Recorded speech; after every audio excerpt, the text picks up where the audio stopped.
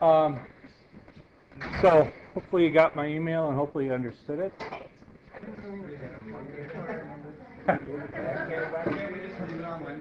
No, I remember whoever was sitting in the back row yesterday.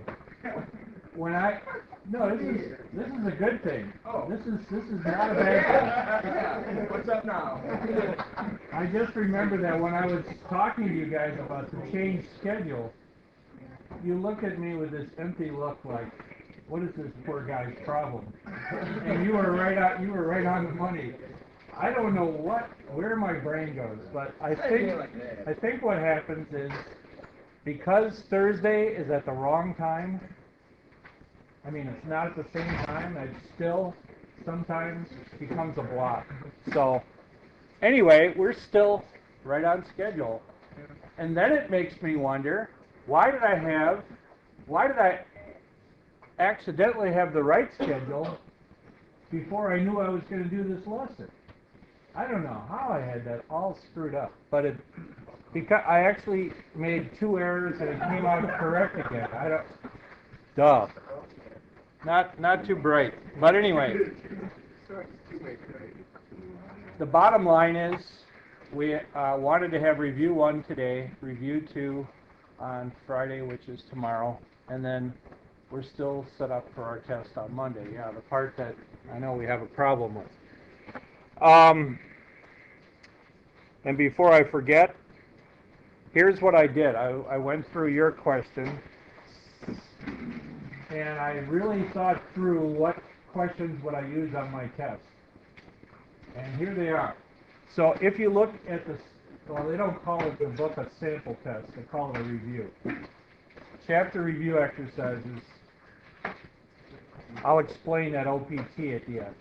But the numbers are 2, 6, and by the way, this might be a few too many. I haven't got, I never got to the part where I looked at it and said, oh boy, I got to shorten this up. But it's not too far off. 2, 6, 11, 29, 36, 68, 72, 78, and the OPT refers to this. I couldn't find one kind of question I wanted in the review material, and that was one of these optimization problems like, that was 3 points. I'll show you what I mean. The 3.4 lesson, as in page 207 to 209. I couldn't find a problem that quite fit that well enough, so guess what? I'm looking for I might be looking for one problem from that section. So that's why I wrote OPT there, some optimization problem. So anyway, there's that. I have some review questions done in advance that we can look at. I got a few business notes. And then really I wanted to go where you want me to go. This you've already seen. I just want to repeat. Anytime you see the word marginal, like as in marginal revenue, marginal cost, marginal profit, that always means the rate of change of the profit. Or in other words, the derivative of the profit. Or what is the marginal cost? The derivative of the cost, so you've seen that before. You all know profit is revenue minus cost. Don't forget that to change demand into revenue, you have to multiply by X.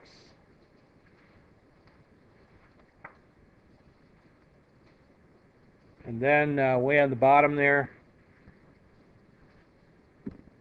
to find the average cost, you take the cost equation and divide it by X.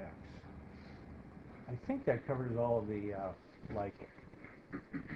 type things that come up in a business context.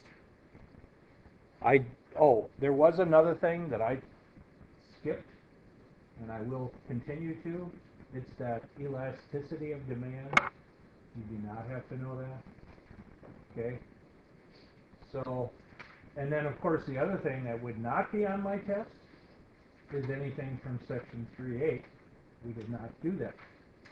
So That means in your review exercises, areas you have no need to go to would include problems 87 through 94. We never did those. 87 to 94, so we're just not going there. And there might be a couple more, but those are the 3.8 questions. So anyway, I thought these questions I numbered up here, I thought I could probably go with a test. You know, that's the kind of test I might write. So even though I didn't hand you one, this is pretty close to what I gave you last time. Like I said, I haven't refined this one, and it could be, this happens a lot when I write a test. I sit down and I compile it and I realize it's too long, and then I have to figure out a way to get it down. I haven't done that yet. So, but maybe one question too long. I would say it's fairly close. You know, and I haven't sat down and done these problems yet, and so it could be every once in a while one problem turns out to just take quite a bit longer than I thought. Then again, I would have to do some shortening of the test, and I always try to sit down and take it to discover that. Or maybe I gave you a problem that turned out in a special way that I really didn't intend, and then I might have to go back and, oh no, I really didn't emphasize that in class, so I better not give that question. Or I'll change it so that it's more like the stuff we have, you know, stuff like that. Okay, so enough about test writing philosophy.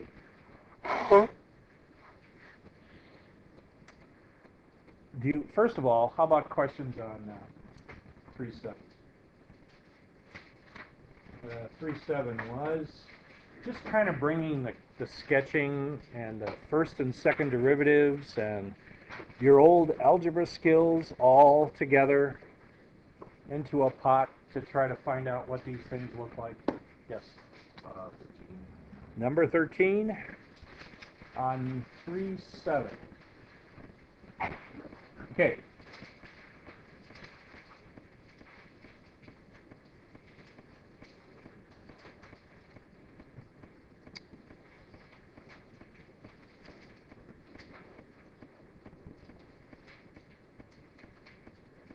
So our problem reads x to the fourth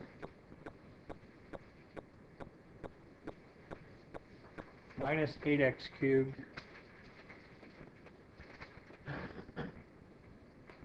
plus 18x squared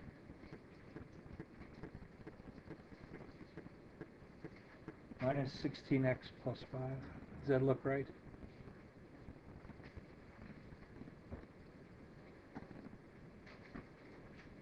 Directions are to do what? Sketch the graph. Choose a scale that allows all relative extrema and points of inflection to be identified. Yeah. Okay. Well, I don't know if you guys, if I mentioned something from algebra that I maybe shouldn't do that, but I know some of the people in my class I've had in the college algebra in pre-calculus, and so sometimes I'm going to dip back and talk about something I talked in there, not to goof up those of you who I didn't have, but anyway. Those students I've had, and maybe with you guys, I've talked about the turn rule. The turn rule simply says, take a look at the highest power of the polynomial, in this case 4, subtract 1, which brings us to 3. That's the maximum number of, and this is not a very exact mathematical term, but that's the maximum number of turns a graph has. By that I mean, you know, left turn, right turn, left turn. So like a cubic graph really has 2 turns. A right turn and a left turn, which is 2 turns. Whereas this could have up to 3, so it might go 1, 2, 3. Or it could be upside down, you know, it could start from the top and 1, 2, 3. Okay, so that's first observation. I mean, it looks like an absolute beast to factor. I don't think we're going to be able to do that, so I'm kind of giving up on that. Is there anything in the domain that we can't have here? Hopefully you're thinking no, because we don't have any denominators, we have no roots. There's really nothing that can cause a problem here. So it doesn't look like we're going to have any vertical asymptotes. How about horizontal asymptotes? As x gets really, really big, isn't this just going to get huge? Because what's the dominating term up here? Always the highest power term takes control. And the fourth power is, I mean, even though a cube is a big guy, he's a wimp compared to the fourth. And so this guy is going to basically have control. So as x gets really, really big, this curve, so way at the right of our graph, we know we're going to be doing this. How about when you go way over this way? As x gets very large negatively, won't that again do this? Because when you take a negative number, take it to an even power, you're going to get a positive. So already we know this. It looks like this on both ends, and it could have up to 3 terms. So my guess, this thing looks, you know, 1 term, 2, 3. This is probably something like a capital W, like a W. Already we know a little bit about it. All right, now let's get a little more. If it really does have this W shape, then it should have how many relative max and mins? Well, it should have a min, a max, and a min, right? So probably 3. Well, let's go ahead and find the first derivative. Nice, easy derivative.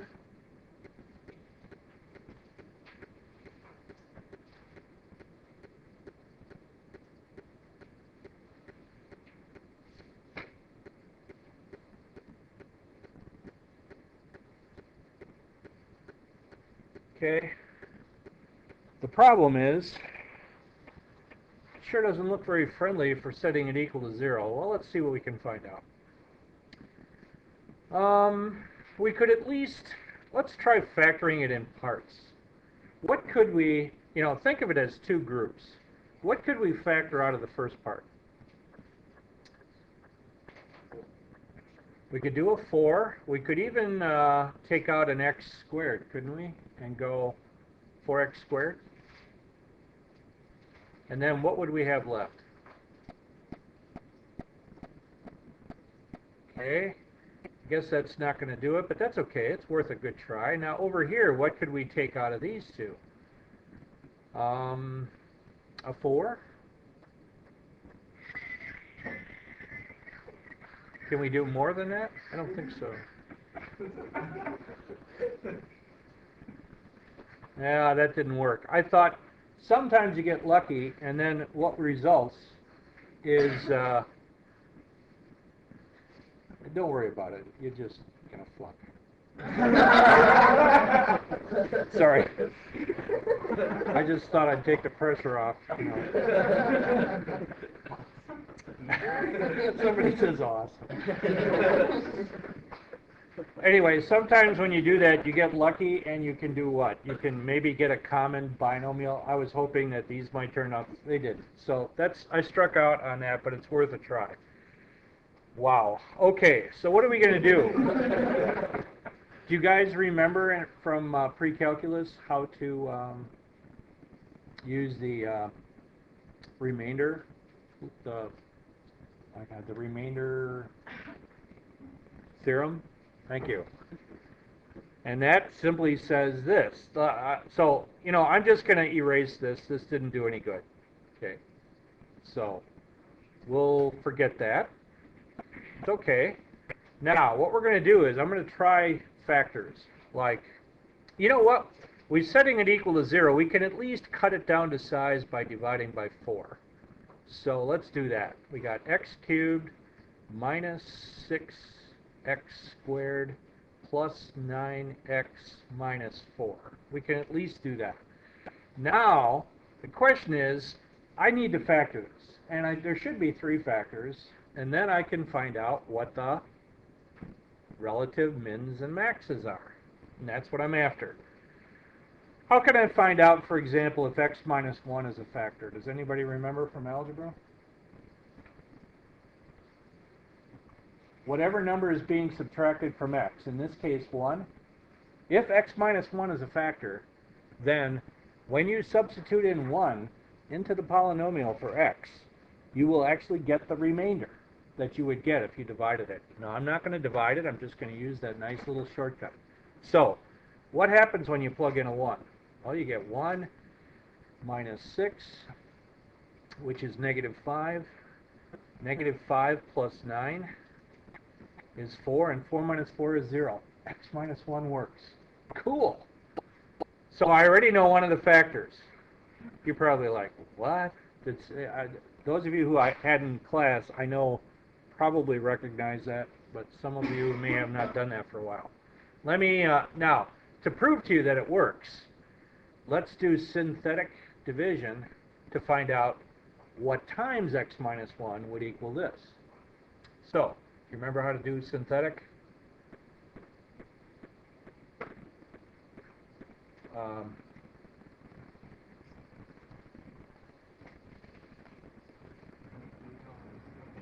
Does this look familiar? You put the coefficients down from here. 1, minus 6, 9, negative 4. Okay, then you bring this down. You multiply. You add. Multiply. Sorry if this is totally strange.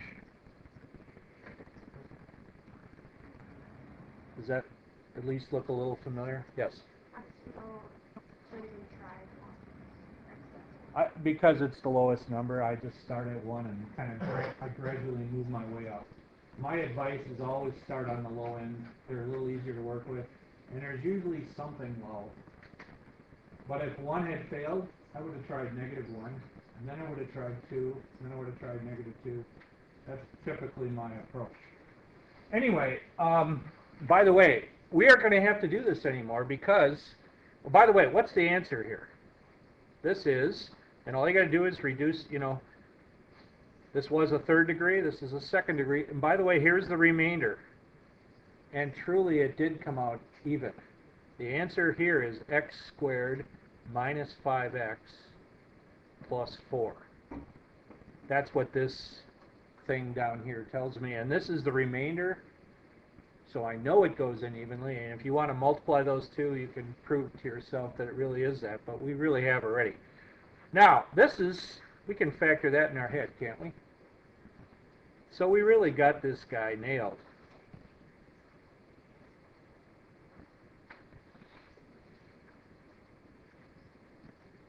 Did that right? Negative 1x, negative, yep. So, now, yes?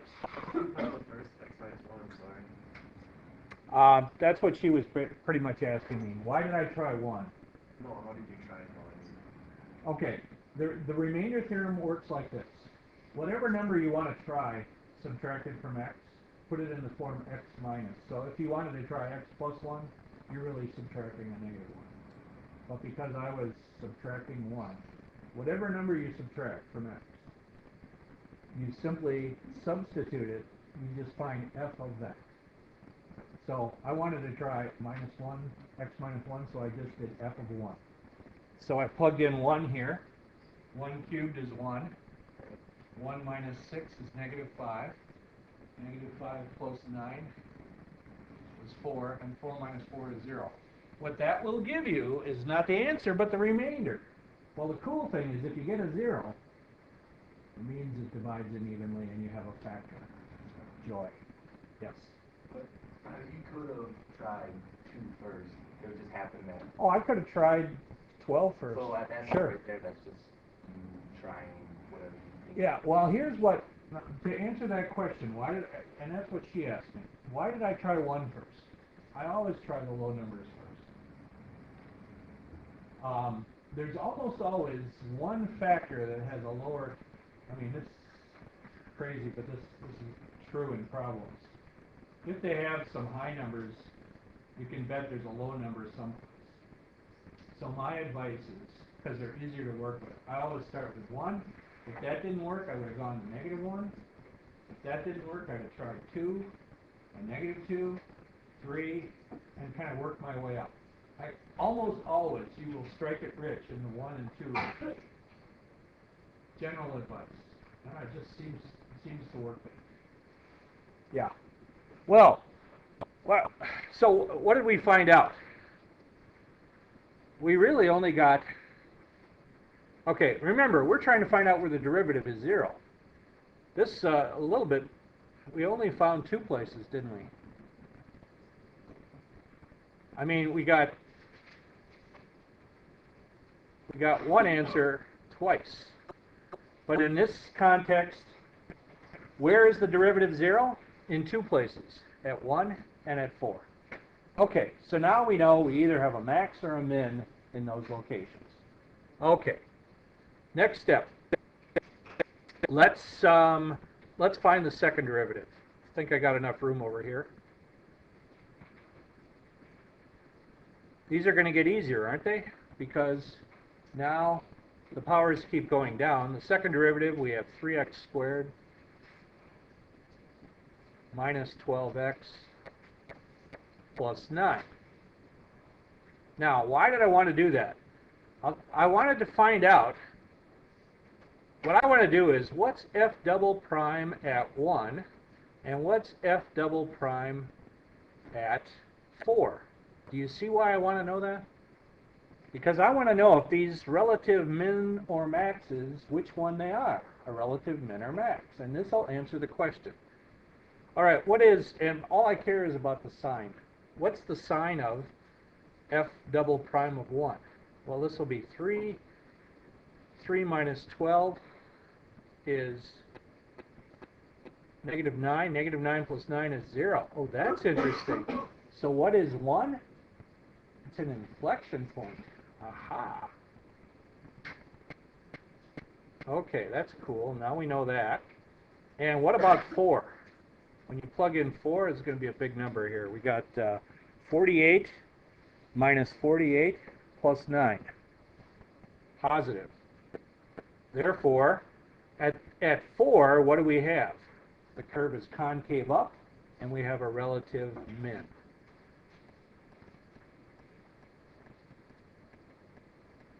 Well, you know, we probably can go to a graph now and start sketching. Does everybody see where I got these things? Uh-huh.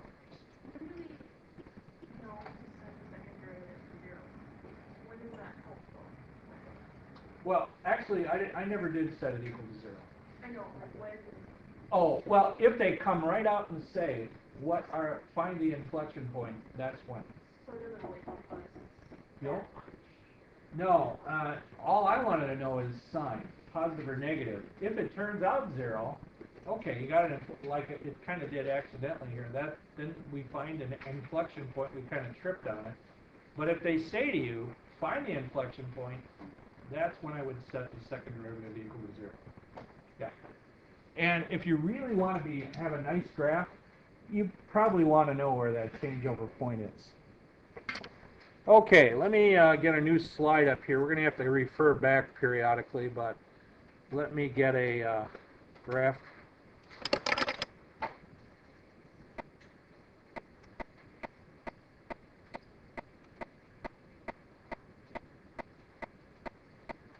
Okay, let's try to make note of some of these things now. You know, we need to find a few more points too, don't we?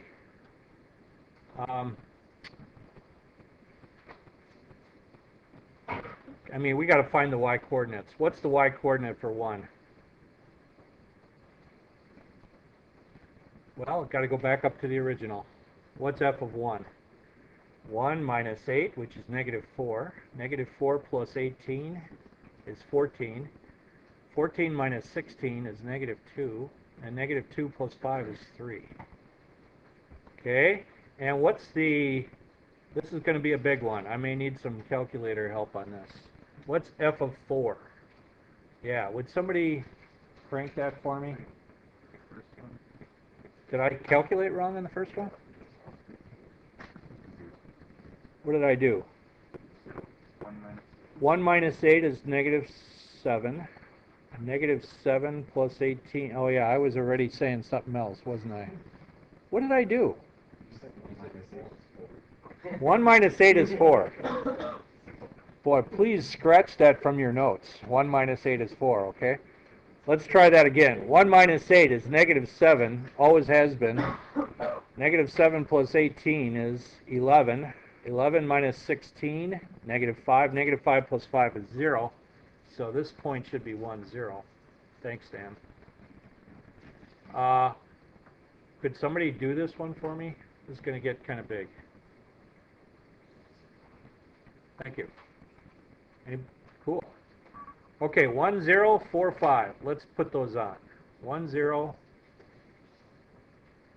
2, 3, 4, 1, 2, 3, 4, 5. Okay. Now, what do we know about those 2 points? 1, 0 is an inflection point. Let me just...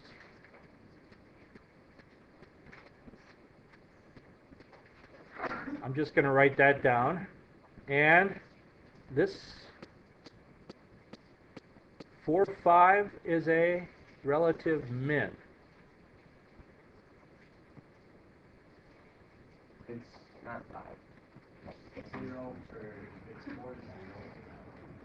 4, 0? Yeah. That didn't make sense. Okay, cool. This looks better because okay, let me get that moved. So it's 4, 0. And that's a relative min.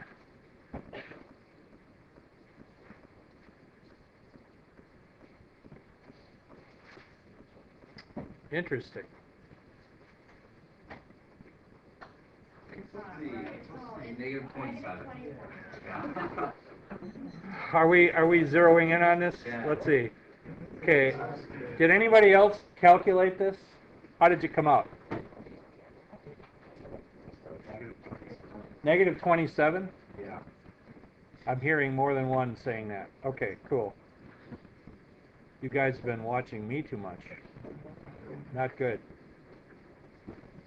So, I'm just going to say it's way down here. Okay? I don't have room to go down to negative 27, so this now is a relative min. Now, do you remember what we said? What's going to happen on the way on the outer edges? It's going to be like praising the Lord, right? It's going to be going up on both ends. So, this thing, I already know, does something like this.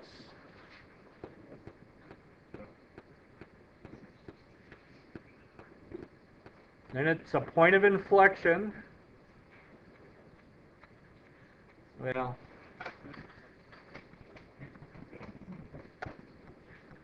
and then it does something like that up there. Now, to be more specific, we could get some more points.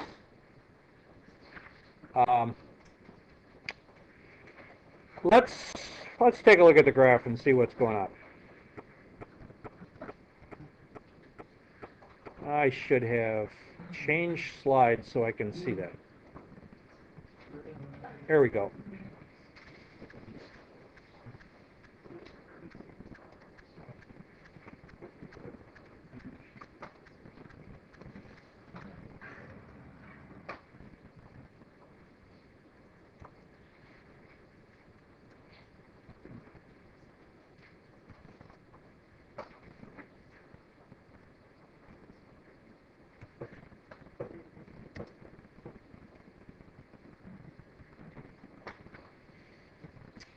Let me just, yeah,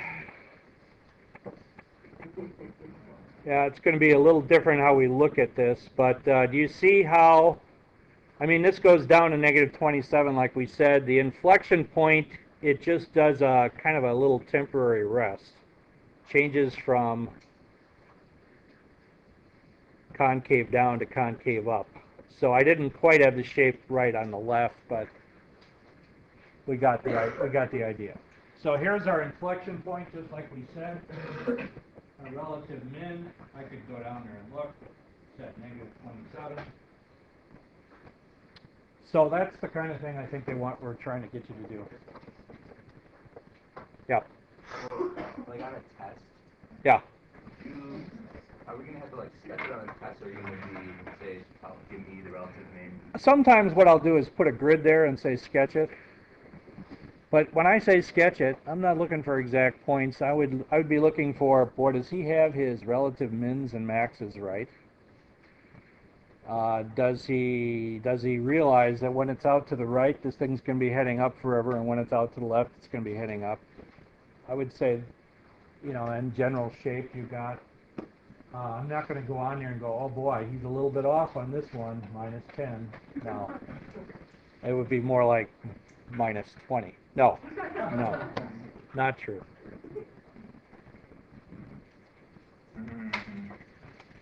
Other questions from last time? Or should we get into the new stuff? Yep. 29. Okay. Yeah, that's the one with the,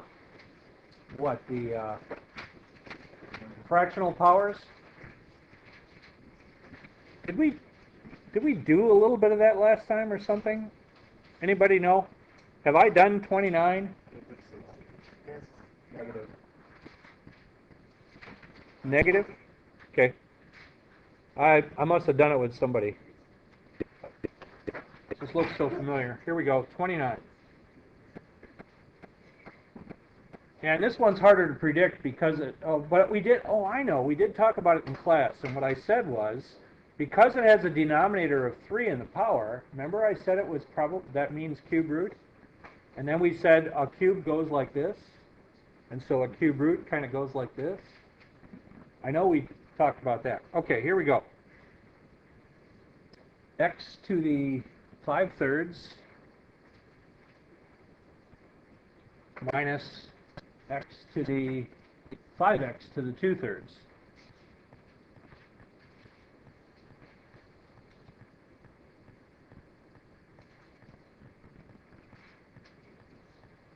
That's factorable.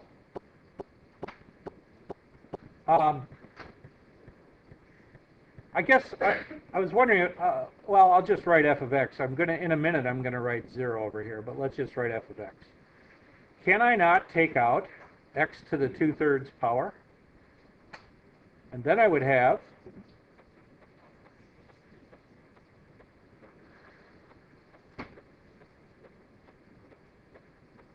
and so, don't I already know 2 things about this? When is that equal to 0? It's already factored. What a blessing that that's factorable. Now I can set each factor equal to 0.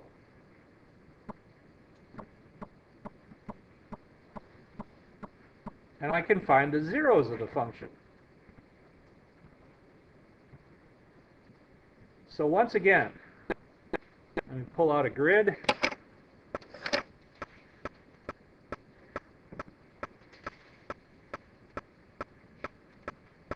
Now I know the 2 zeros are at, what were they? 0 and 5, 0.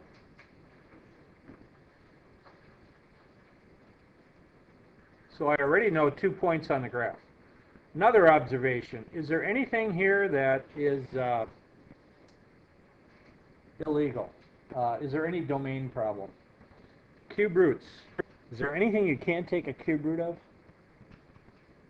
There's really nothing. I mean, you can because it's an odd root, you can have negatives underneath it. So really, there's no problem in the domain, which means there's probably not an asymptote. Cool. All right, let's work on the derivative next. Using the original format up here, let's find the derivative. So that would be what? 5/3 x to the 2/3 minus 10/3 x to the negative 1/3. we better rewrite that. So that's 5 over 3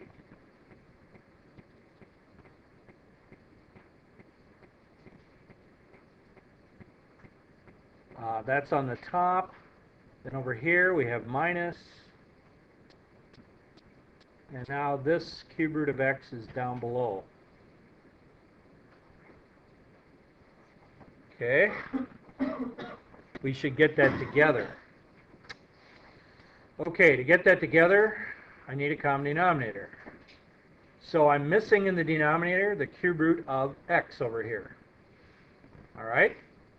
Let me get a different color. So if I multiply top and bottom by the cube root of x,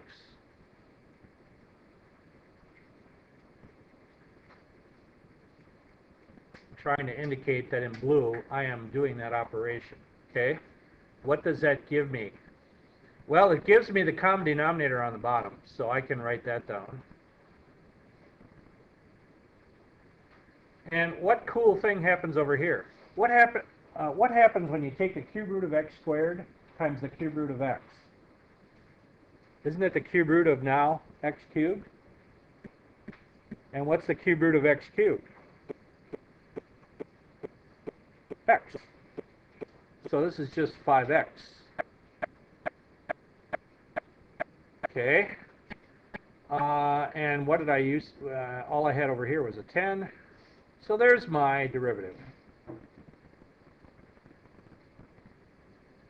Okay, when is that equal to 0?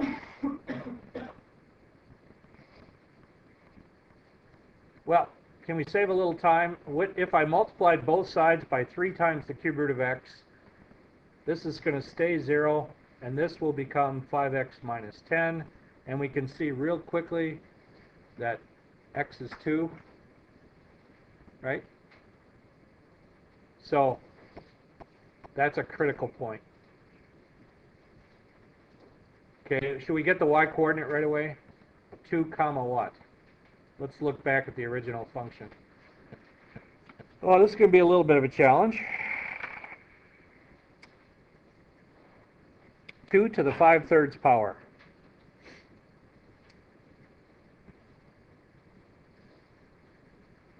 I don't know, let's just write that out. 2 to the 5/3 minus 5 times 2 to the 2/3.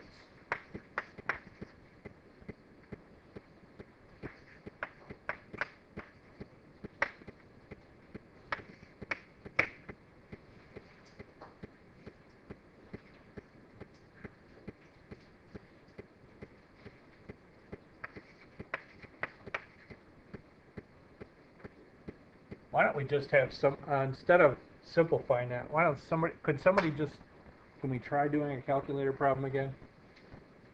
Save us a little time. You got to do these powers first. And you got to multiply by 5. Got it?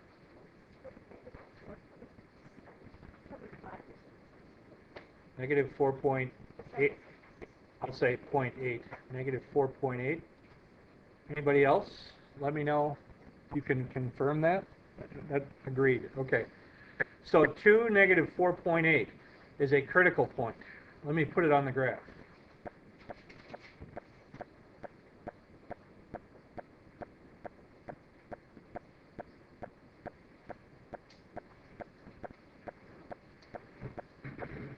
Okay. So those are 3 points on our graph. All right. Now, oh, and while we're at it, should we get the second derivative? How hard is that going to be? Sorry.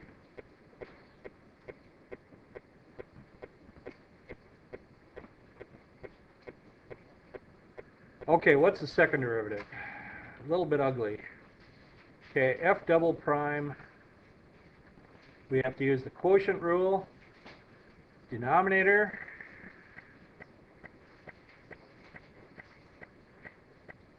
I don't know how long we should stay on this, because then we're not going to, I guess we only got 5 minutes left, and do we really want to not do any review, of the chapter today? It's okay with me, but anyway, denominator times derivative of numerator minus numerator times derivative of denominator.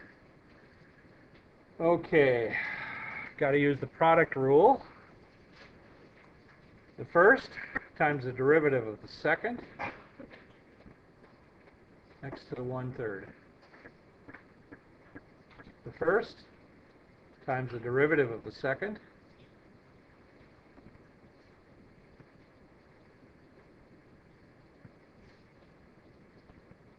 plus the second. I don't need the second because the second times the derivative of the first is nothing. All over denominator squared.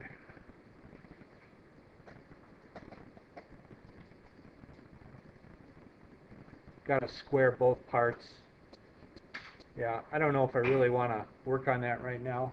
But then, you could use that to find, hey, I think it's pretty obvious, isn't it? I was going to ask, what's f double prime at 2? But isn't it pretty obvious it's going to be positive? In other words, if you look at point here, point here, point here, I wonder if we connect those, if this is going to be a low or a high.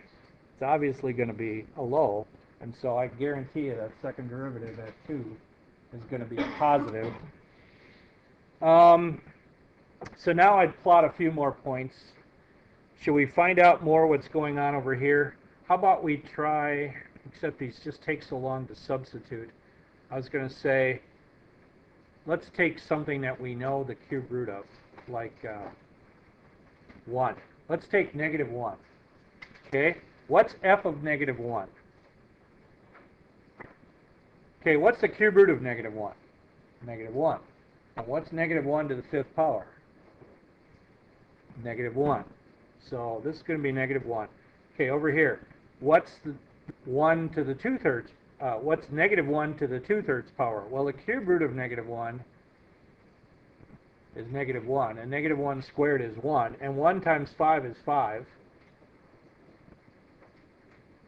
So it's -6. So it looks like at the point,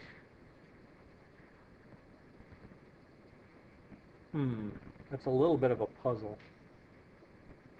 So that would be down here, and then that would mean this should have been a max. Yeah, I don't know. Let's quick take a look at the graph and compare. Otherwise, we're going to have it all gone here. New function. Erase. Get rid of that one.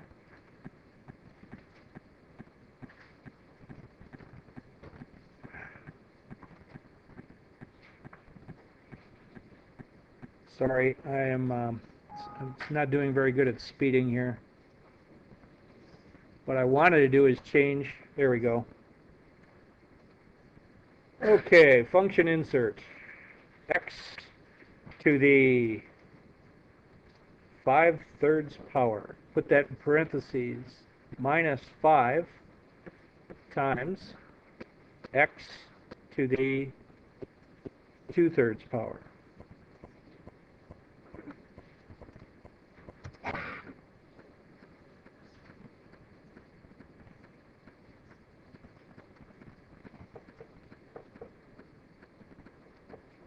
Wow, is that an interesting loop-de-loop? Well, I can see why -1, -6 was on there. It does head down. And I can see why we didn't get a relative max over here. Because it's, let's zoom in on that and see if it's sharp. Yeah, look at that thing. So it looks like we have a cusp. Okay, so that point -1, -6 did head down. The reason I thought that might have been a mistake, then I wondered, why didn't we get a derivative of 0 where that thing changed direction? The answer is because there is no derivative at a cusp. Okay, so that one, kind of unique. And we're almost out of time, yep. I would say about, she was wondering when I put one of these on the test, I would say no, maybe about 9 of them. No. Sorry. Yeah. Whoa, was that fun? Yeah, back there. I deserve that. Sorry. Not good. Should never tell jokes like that that make things worse. Okay. It would be hard to put one of those. If I did, then I could make a test out of one question. I don't like to do that, but I mean, or I might have just 2 questions, but then you got to have you got to have A, B, C, D, and you'd have to have points. It wouldn't be easy to write a test that way. What I might do instead is just ask you one part of this and say, like, does this have a relative minimum? And then all you'd have to do is find the first derivative, set it equal to 0, and you wouldn't be doing all this sketching thing. Or, does this graph have any x-intercepts? And then all you have to do is try to factor the thing originally and set it equal to 0, and you wouldn't have to do any derivatives. So I'm more likely to do that, because then it wouldn't be such an obnoxiously big. Yeah, these get to be these are not real practical for text. So I'm not real likely to I'm really unlikely to give you one just like that. They take too long. Well, next time we better dedicate the entire time to, you got the test now, or at least kind of very much like the test, take it, see what you want to talk about. Thank you.